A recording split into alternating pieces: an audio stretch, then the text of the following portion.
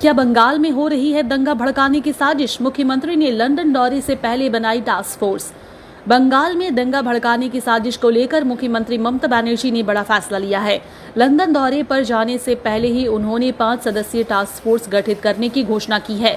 मुख्यमंत्री का कहना है कि कुछ लोग बंगाल में जानबूझकर अशांति फैलाने की कोशिश कर रहे हैं, इसीलिए सरकार सतर्क है और इस टास्क फोर्स के जरिए हालात पर कड़ी नजर रखी जाएगी। टास्क फोर्स में कुछ प्रमुख नाम भी है जो उन्होंने बताई है, जिनमें विवेक कुमार, राजीव कुमार, मनोज वर्मा, चंद्रिमा भट्टाचार्य, अरूप विश्वास। तो ये वो 5 नाम हैं जो कड़ी नजर रखेंगे इस बात पर कि दंगा ना फैले। मुख्यमंत्री ने साफ कहा है कि विदेश में रहने के दौरान भी टास्क फोर्स मुझसे लगातार संपर्क में रहेगी और किसी भी आपात स्थिति में फैसले लेगी। इसके अलावा ममता बनर्जी ने एक और बयान देते हुए कहा है कि जापान और पोलैंड की ओर से हमें आमंत्रण मिला है। बंगाल भारत का सांस्कृतिक केंद्र है, हमें इसका सम्मान बनाए रखना होगा। उन्होंने कहा है कि अगर कोई मुझे अपमानित करता है तो वह बंगाल का अपमान कर रहा है। महाराष्ट्र अगर आर्थिक राजधानी है तो बंगाल भी सांस्कृतिक राजधानी है। इसके अलावा उन्होंने यह भी खुलासा किया है कि जापान और पोलैंड से उन्हें आमंत्रण मिला है। बता दें, ममता बनर्जी विदेश यात्रा करने वाली हैं और इस दौरान वे लंदन जाने की भी सोच रही हैं। वहां निकलने से पहले उन्होंने टास्क फोर्स का गठन किया है ताकि उनके पीछे बंगाल में ये टास्क फोर्स की जो टीम है वो किसी भी आपातकालीन स्थिति से निपटने के लिए सज्ज रहेंगे। इस दौरान ममता बनर्जी ने क्या कुछ कहा, आइए सुन लेते हैं। আমরা বাইরে যাওয়ার আগে আপনারা জানেন 2 বছর পর পর আমরা একবার করে বাইরে যাওয়ার চেষ্টা করি, কারণ আমরা যখন বিজিবিএস করি মানে বেঙ্গল বিজনেস সামিট, তখন আমাদের কাছে এবারে 40টা আমাদের কান্ট্রি এসেছিলেন, তার মধ্যে 20 আমাদের পার্টনার কান্ট্রি ছিলেন। তারা আমাদের বারবার রিকোয়েস্ট করেন যে আমরা তো আপনাদের দেশে আসছি, আমরা ইনভেস্ট করতে চাই, আপনারাও আমাদের দেশে আসুন। যেমন জাপান থেকে শুরু করে কোরিয়া থেকে শুরু করে কেউ বাকি নেই এই রিকোয়েস্টের মধ্যে, সবাই আছে। কিন্তু আমরা যেহেতু বাংলায় প্রবলেম বেশি, কারণ বাংলা নদীমাতৃকার দেশ, ঝড় জল লেগেই থাকে, তারপরে বন্যা ডিবিসির জল ছাড়ার প্রবলেম আছে, ওদিকে নানা রকম উৎসব থাকে। আমাদের এখানে যত উৎসব হয় এবং একদল লোক আছে কুচক্রী যারা দাঙ্গা করে সারাক্ষণ। সুতরাং এই সমস্ত ঘটনার জন্য আমরা যাবার চেষ্টা করলেও এমনকি দিল্লিও পর্যন্ত আমার যাওয়া হয় না। 365 দিনের মধ্যে মনে করবেন যে 365 দিনই কখনো আমায় কলকাতায় থাকতে হয়, হয়তো মাঝে 4-5টা দিন কখনো কখনো দিল্লি গেলেও 2 দিনের জন্য গেলাম, চলে এলাম, বছরে একবার, এরকম হয়। তো যাই হোক, আমরা লাস্ট বিদেশে গিয়েছিলাম 2024-এ, এবং এটা 24-এ না 2023-এ।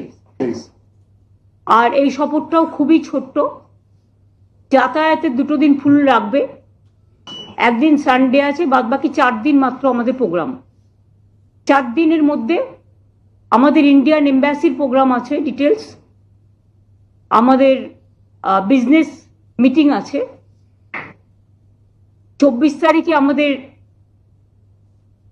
ইন্ডিয়া হাই কমিশনের প্রোগ্রাম আছে, 25 তারিখে আমাদের বিজিবিএস এর প্রোগ্রাম আছে, 26 তারিখে আমাদের G2G প্রোগ্রাম আছে, আর 27 তারিখে আমাদের অক্সফোর্ডে প্রোগ্রাম আছে, এবং 28 তারিখে আমরা ওখান থেকে ব্যাক করে চলে আসব, কারণ সামনে ঈদও আছে, তারপরে আবার বাসন্তী পুজোও আছে।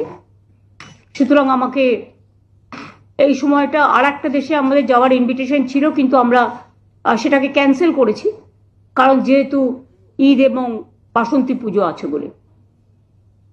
আমরা সবসময় টাচে থাকি এখানকার অফিসারদের সাথে। আমার সাথে চিফ সেক্রেটারি যাচ্ছেন বলে আমরা, যদিও আমাদের ফোন অলওয়েজ অ্যাভেলেবেল থাকবে, ইফ এনিথিং রিকোয়ার্ড, কোনো কিছু প্রয়োজন হলে, তা সত্ত্বেও আমি মনে করি যে কয়েকজন অফিসারকে আমি স্পেসিফিক একটা টাস্ক ফোর্স তৈরি করে দিয়ে যাচ্ছি, তারা আমাদের সাথে কন্টিনিউয়াস যোগাযোগ রাখবে যদি কোনো প্রয়োজন হয়। আশা করি প্রয়োজন হবে না, তা সত্ত্বেও অফিসারদের মধ্যে আছে বিবেক কুমার, প্রভাত মিশ্র, নন্দিনী চক্রবর্তী। পুলিশদের মধ্যে আছে রাজীব কুমার এবং মনোজ ভার্মা। এরা টোটালটাই যদি কখনো রেগুলার বসবে, মনিটরিং করবে, জেলাগুলোকে দেখে রাখবে, ব্লকগুলোকে দেখে রাখবে, কোথাও ঝড়জল হলেও দেখে রাখবে, কনসার্ন ডিপার্টমেন্টের সাথে কথা বলবে, ল অ্যান্ড অর্ডারও পুলিশ দেখে রাখবে, কনসার্ন ডিপার্টমেন্টের সাথেও কথা বলবে। যাবার আগে সিএস নিজে আজকে ডিএমএসপিদের নিয়ে একটা মিটিংও করছেন, তাদের সমস্ত অ্যালার্ট করা হবে। আর মন্ত্রীদের পক্ষ থেকেও আমি মনে করি 4-5 জন আমাদের অ্যাবসেন্সে তারা নবান্নে বসবে এবং এই অফিসারদের সাথে যোগাযোগ রেখে কাজ করবে, এবং যদি কোনো প্রবলেম হয় তারা আমাদের সাথে কোঅর্ডিনেশন করবে, নিজেরা সিদ্ধান্ত না নিয়ে।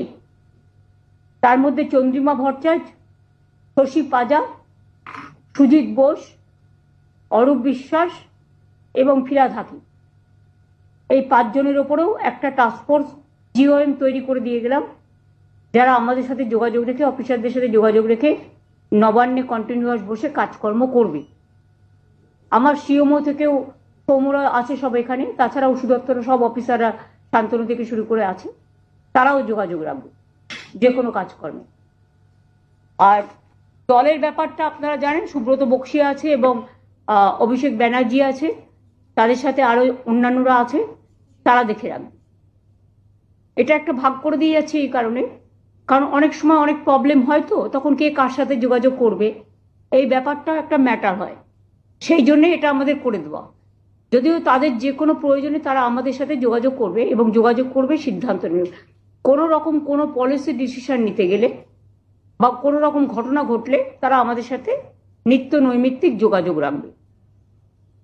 যার জন্য সিএসএর আমার ফোনটাকে আমরা রোমিং করে নিচ্ছি, বাট আশা করব যে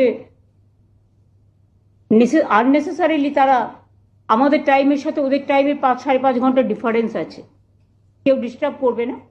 আর যদি প্রয়োজন হয় তারা নিশ্চয়ই এমার্জেন্সি কল করতে পারে, এমার্জেন্সি মেসেজ তারা দিতে পারে, এটা বলে দেওয়া হচ্ছে।